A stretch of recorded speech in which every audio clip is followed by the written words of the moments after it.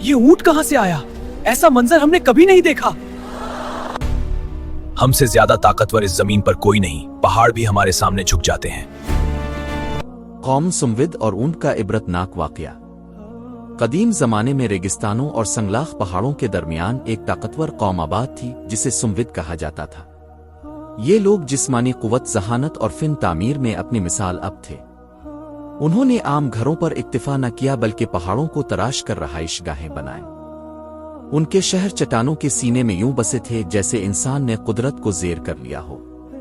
कौम सुमविद अपनी ताकत पर हद से ज्यादा नाज़ा थी।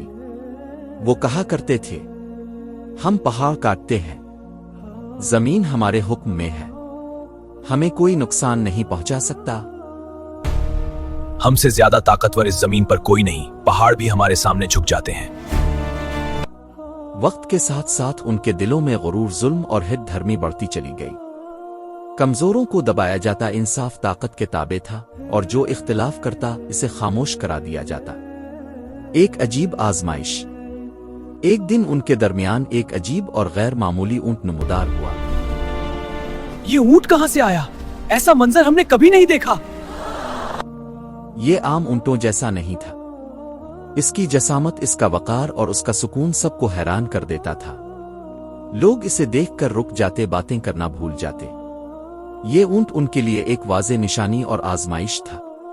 कौम के बड़ों ने फैसला किया कि इस ऊंट के लिए पानी मखसूस कर दिया गया है, हमें हुक्म मानना होगा। ये ऊंट मखसूस दिन पानी पाएगा और बाकी दिन पानी कौम के लिए होगा। शुरू में लोग इस फैसले पर कायम रहे। ऊंट जब पानी पीता तो पूरा कुनवा खाली हो जाता, मगर हैरत की बात यह थी कि वो कौम के लिए इतना फायदा छोड़ जाता कि किसी को कमी महसूस ना होती। लेकिन रफ्ता रफ्ता ये ऊंट उनके गुरूर पर ज़र्ब बनने लगा। गुरूर की आग। कौम के सरदारों ने कहना शुरू कर दिया, एक जानवर हमें हुक्म दे, हमारे पानी पर कब्जा करे, ये हमारी आजादी के खिलाफ है। ये ऊंट हमारी वादी पर बोझ बन चुका है, हम इसे मजीद बर्दाश्त नहीं करेंगे। लोगों के दिलों में नफरत पैदा की गई। ऊंट को मुसीबत कहा जाने लगा।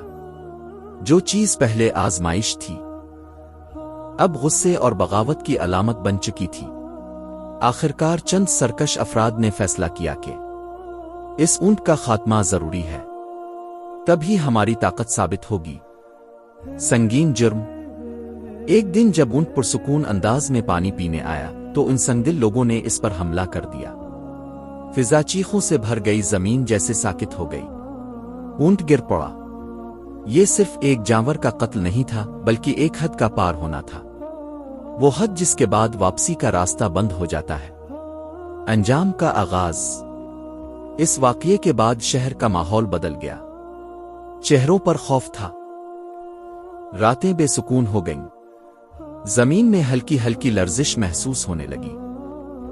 फिर एक दिन आसमान पर सन्नाटा छा गया। अचानक एक हैबतनाक चीख गूंजी, ऐसी आवाज जिसने दिलों को हिला दिया। इसके साथ ही जमीन जोर से लर्ज। पहाड़ों में तराशे गए महल लरजने लगे, दीवारें टूट गईं, छतें जमीन बोस हो गईं। वो लोग जो अपनी ताकत पर नाज करते थे बेजान पड़े थे। जो पहाड़ उनका फखर थे वही उनकी कब्रें बन गए। खामोश वीराने।